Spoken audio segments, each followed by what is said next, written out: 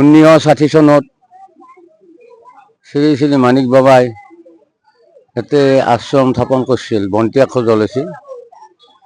তোমাৰ আগতে আছিল গুৰখীয়াৰ গোপাল থান, সেই গোপাল থানতে তেওঁ আহি ইয়াতে এজন বাহিৰৰ পৰা বাবা আছিল, সেই বাবাজনে সহযোগ কৰি পেলাই তেওঁতে স্থাপন পাতিছিল আৰু ৰাইজৰ সহযোগ লৈ তেওঁতে বহুত উন্নত কৰি থৈ গৈছে।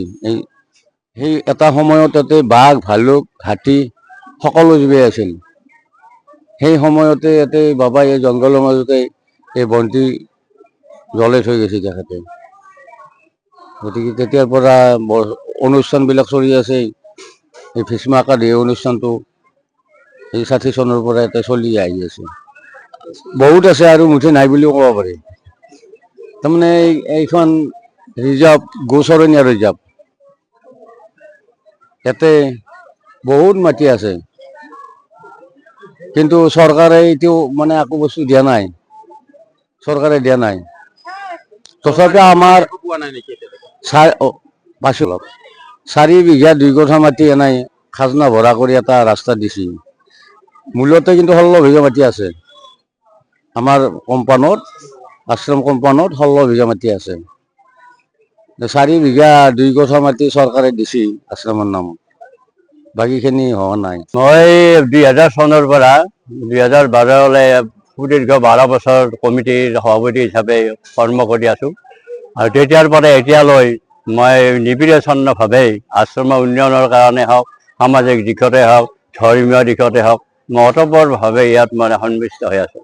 গতিকে এই আশ্ৰম যাতে ভৱিষ্যতে আৰু চলি থাকে তাৰ কাৰণে মই ভগৱানৰ ওচৰত মানে জনাইছোঁ। আৰু এই বছৰ আমাৰ 65 সংখ্যক শ্ৰী শ্ৰী ভীষ্ম একাদশী দিৱস উদযাপন বৰ্তমান চলি আছে।